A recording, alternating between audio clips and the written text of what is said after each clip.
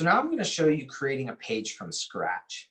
You've got a couple different options. If you like a page you've already worked with, you can clone that page here and create a whole new page. You can also delete any pages. And if you remove them from the funnel, say for example, the terms and conditions, you have no reason for people to go through steps and land on a 404 page or a terms and conditions page. So what you can do is you can remove it from the funnel. Now, removing it from the funnel, you can still create links that go directly to that page. All that's going to happen is that it's going to show up here under this drop down. And now when I click the drop down, I can select any of those pages. Customers just aren't going to get to it when they're submitting and going through a specific funnel. If the application is my last step in the funnel, then I can move all these items out of the funnel. Okay, and the reverse is true. I can add them back to the funnel here. I also have the option to drag any pages. If I want to reorganize the process in the funnel, I can just drag them like that. Or if I want to add a completely new step, I would do that from here. So now I'm just going to say, this is just a temporary step. This path here is what I would create all my links to. So I'm just going to call it temp. Now I have this option right here. Yeah, as you can see, the little warning sign tells me that I haven't yet selected a template. There's a lot of different page types in here, okay? Each of these different page types are going to give you different elements to work with. You'll always have the base elements to work with that I showed you on the miscellaneous page. But a lot of these, like the sales pages, these different page types in here, all described with a different icon, have different options available to them. So for example, the order form page is the only page in ClickFunnels that will give you the ability that upon submission, it charges a credit card. And the one-click upsell pages or downsell pages must come after the credit card pages or the order forms, because these provide you with a single button that when clicked will charge a stored credit card a second time.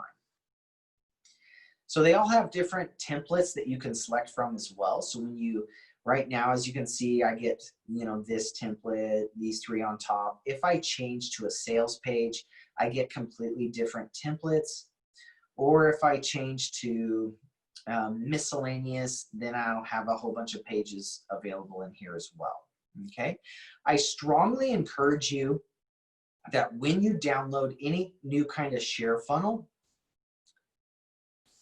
that you save every page in the funnel as a template before you start editing it. This is going to give you the ability to always have the pages available to you from that share funnel that you can come back and edit. So you would load a page as if you're editing it. You would go to Settings, General, and then you would click on Save Page as Template. And then boom, create template. Okay. Now, it takes me to a section underneath my account settings. And on the left-hand side here, page templates, it's going to show me all the templates I create here. But when I go back to my funnels,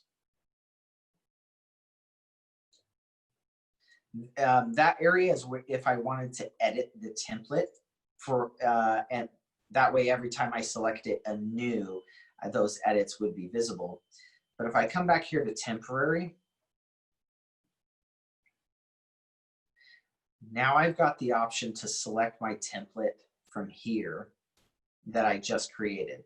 That template was a miscellaneous template. You notice that from the little hamburger. So if I go back to miscellaneous, now that template's available here.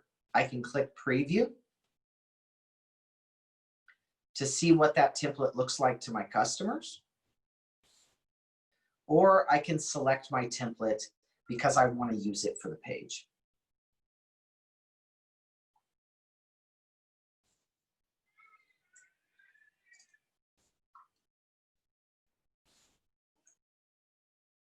Okay, So now, as you can see, I have created that new template here. And I can access that from this URL. Now, here's one thing you're going to notice. When I go to that URL,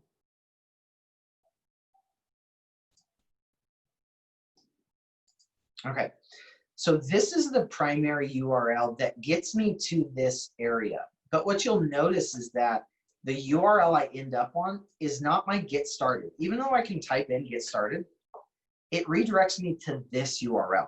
So most people might wonder, oh, why is that? And that's because that URL is for this page. Because I can create multiple page variations if I want to split test something. That's going to allow me to test different campaigns, and then I can just drag the amount of traffic I want to each funnel. And so they'll either go to one page or another, and then I can edit this page separately. This is going to have a different end URL than this page. And then I can see which one I get more conversions from.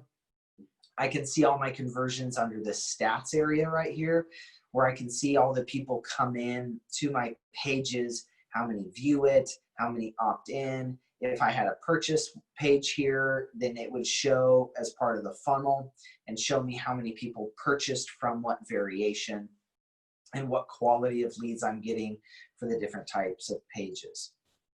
So if you want to run a test, you can do that. And then if I want to declare it as the winner, sure, I declare it. And what it's going to do is it's going to remove the other variations and archive them. Okay, now I just have the one. And that's page types. Let me actually show you real quick what an order form page would look like.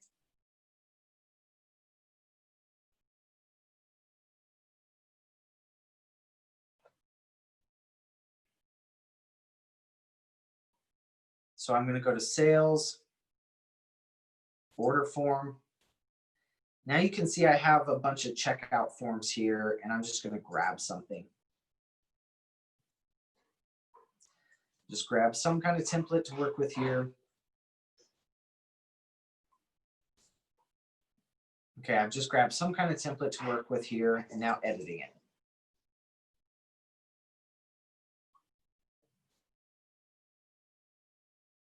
Okay, now while on that page, under the elements, now you can see I have a bunch of ordering elements at the top here described in orange that give me the ability to drop different kinds of Stripe account information on here and such for this order template. And that's how easy you use it.